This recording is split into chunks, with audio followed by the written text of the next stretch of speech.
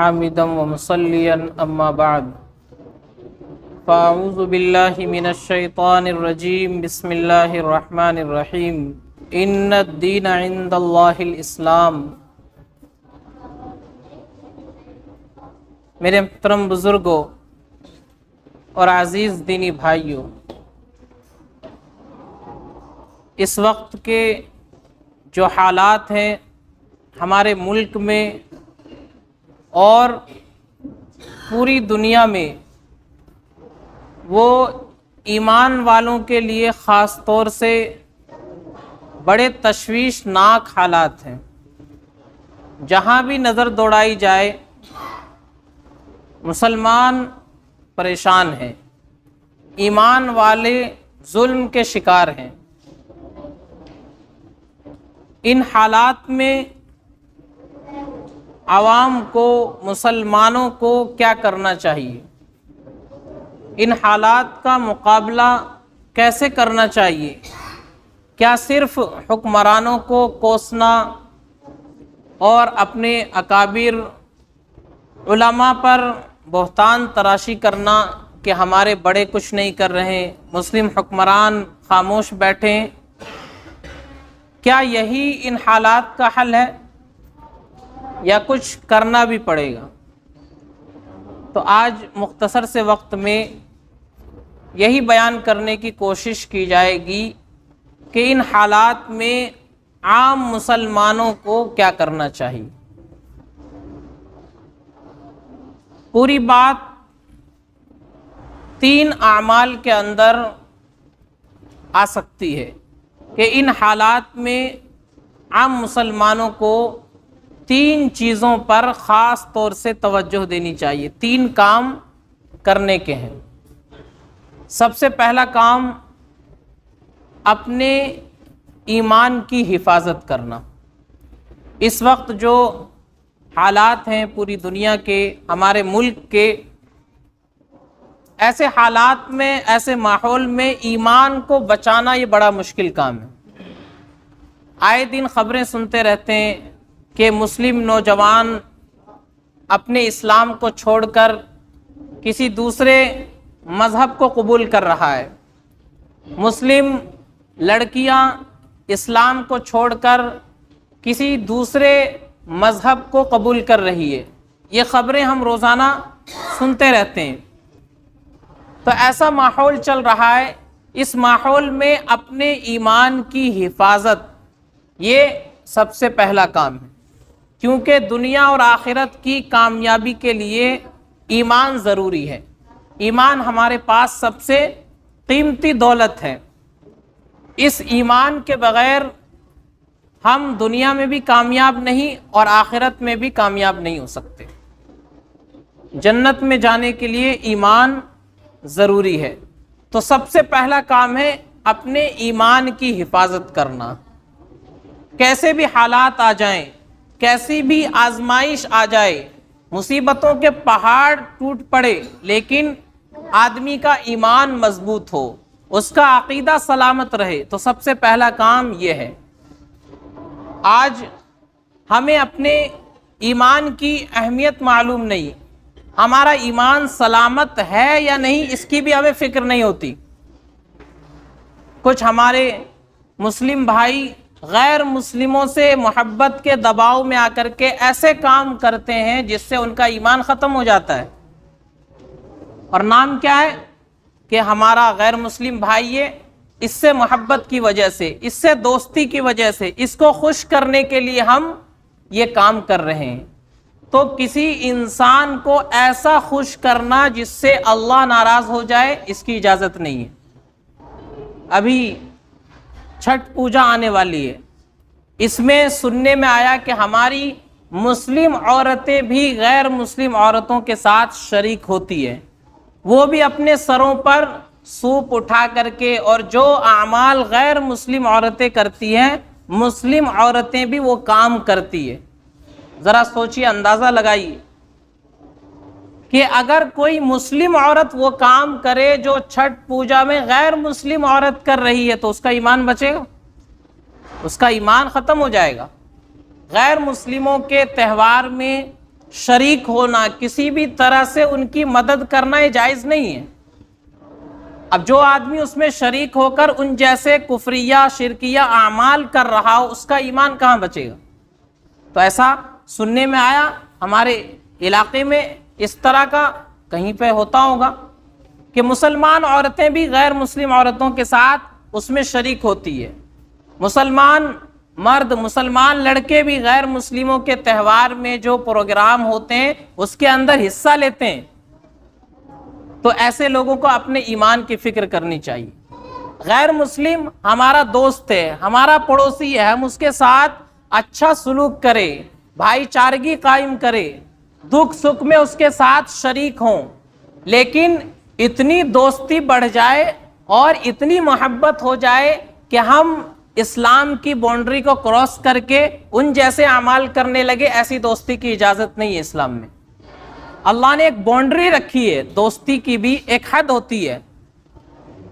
یہ مطلب نہیں کہ اب غیر مسلم کوئی ہمارا دوست ہے، پڑوسی ہے تو اب ہم اس جیسے کام کرنے لگے اور اپنے ایمان کی اسلام کی باؤنڈری کو کراس کر جائے، اس کی اجازت نہیں ہے۔ قرآن کریم میں اللہ نے فرمایا یا ایھا الذین آمنوا لا تتخذوا الکافرین اولیاء من دون المؤمنین، کہ ایمان والوں کو چھوڑ کر کے کافروں کو اپنا دوست مت بناؤ۔ یہاں دوست نہیں بنانے کا مطلب یہی ہے کہ ایسی دوستی غیر مسلموں سے کرنا کہ ہم اپنے ایمان کا سودا کرنے پر مجبور ہو جائیں، ہم اپنے ایمان پر کمپرومائز کرنے لگے، اس کی اجازت نہیں ہے۔ تو اس ماحول میں اپنے ایمان کی حفاظت کرنا سب سے پہلا کام ہے۔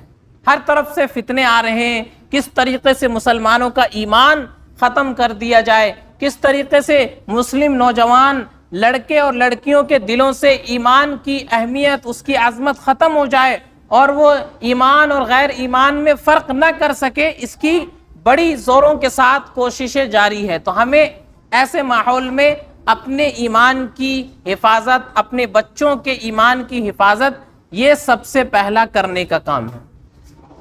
دوسرا کام جو کرنے کا ہے کہ ہم اپنے عمل سے یہ ظاہر کریں کہ ہم اسلام کے ماننے والے، ہم مسلمان ہیں، ہمارے عمل سے معلوم ہو، ہم کوئی ایسا کام نہ کرے جو شریعت کے خلاف ہو، اسلام کے خلاف ہو۔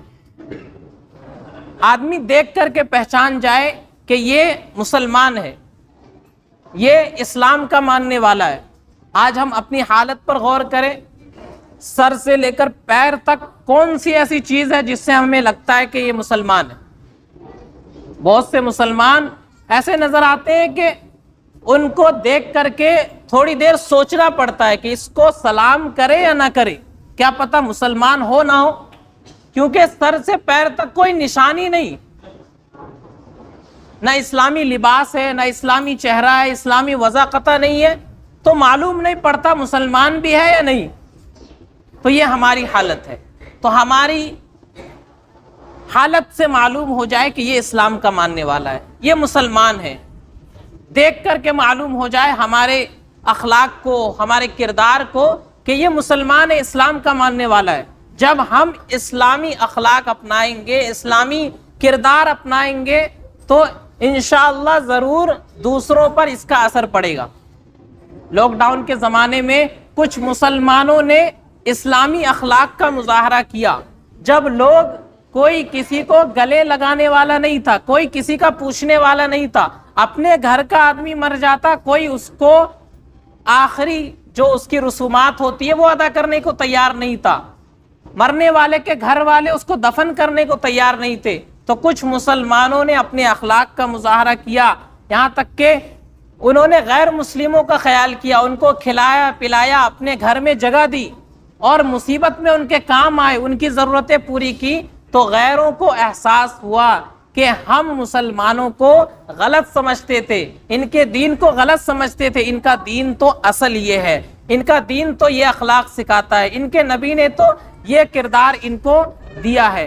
تو کچھ مسلمانوں نے اسلامی اخلاق کا مظاہرہ کیا تو غیروں پر اس کا بڑا اثر پڑا، بڑے بڑے غیر مسلموں نے آ کر کے سوشل میڈیا پر بتایا کہ ہم مسلمانوں کو غلط سمجھتے تھے، ہمیں معلوم ہوا کہ اصل اسلام یہ ہے، اصل مسلمان ایسے ہوتے ہیں۔ تو جب جب ہم اسلامی اخلاق کا مظاہرہ کریں گے، ہماری ذات سے اسلامی کردار نظر آئے گا، تو غیروں پر اس کا اثر پڑے گا۔ صحابہ کرام رضوان اللہ علیہ مجمعین ملکوں کو فتح کر لیتے، بڑے بڑے شہر فتح کر لیتے تھے، لڑائی جھگڑے سے نہیں بلکہ اپنے اخلاق سے، لوگوں کے ساتھ رہتے، معاشرے میں سماج میں زندگی گزارتے، اور اسلامی اخلاق جو ان کو اسلام سکھاتا ہے، نبی نے سکھائے، ان اخلاق کو لوگوں کے سامنے پیش کرتے تو لوگ ان سے متاثر ہو کر کے مسلمان ہو جاتے تھے، اسلام قبول کر لیتے تھے۔ تو دوسرا کام جو کرنے کا ہے کہ ہم اپنے عمل سے ظاہر کریں کہ ہم واقعی اسلام کے ماننے والے، واقعی ہم مسلمان ہیں۔ ہمارا ہر عمل اسلام کے مطابق ہونا چاہیے، ہماری شادی بیاہ اسلام کے مطابق ہونی چاہیے، ہم کاروبار کریں اسلام کے مطابق، جو بھی ہمارا کام ہو ہم اس کو اپنے دین کے مطابق کریں، یہ ہمارا دوسرا کام ہے۔ اور تیسرا کام جو اس وقت کرنے کا ہے کہ ہم بے بس ہیں، مجبور ہیں، ہمارے پاس طاقت قوت نہیں، لاؤ لشکر فوج نہیں، کچھ نہیں کر سکتے، تو حالات خراب ہیں، تو کم سے کم ہم دعا کریں، دعاؤں کا اہتمام کریں۔ دعا یہ مومن کا بہت بڑا ہتھیار ہے۔ اللہ کے نبی نے فرمایا الدعاء سلاح المومن، کہ دعا مومن کا ہتھیار ہے۔ تو ہم کہیں پر ظلم ہو رہا ہے، کہیں مسلمان پریشان ہیں، کہیں ان پر حملہ ہو رہا ہے، ان کے لیے ہم کچھ نہیں کر سکتے، تو کم سے کم ہم ان کے لیے دعا کریں، ان کی تکلیف کا احساس اپنے اندر پیدا کریں، اور ہر نماز میں جب بھی ہم ہاتھ اٹھائیں تو اللہ سے ان کے لیے دعا کریں کہ اللہ ان کی مدد فرما، یا اللہ مظلوموں کی مدد فرما، ظالموں کا خاتمہ فرما، جہاں جہاں دنیا میں پریشانی ہے، بدامنی پھیلی ہوئی ہے، یا اللہ اس خطے میں امن و امان قائم فرما۔ تو ہمارے کرنے کے یہ کام ہے، تو ہمیں وہ کام کرنے چاہیے جو ہمارے کرنے کے ہیں۔ اس کے علاوہ بیکار کی باتیں کرنا، فضول بحثیں کرنا کہ فلاں حکمران یہ نہیں کر رہا ہے، فلاں ہمارے بزرگ یہ نہیں کر رہے ہیں، ہمارے علماء کچھ نہیں کر رہے ہیں، یہ سب صرف بکواس ہے۔ ہمارے جو کرنے کا کام ہے ہم وہ کام کریں۔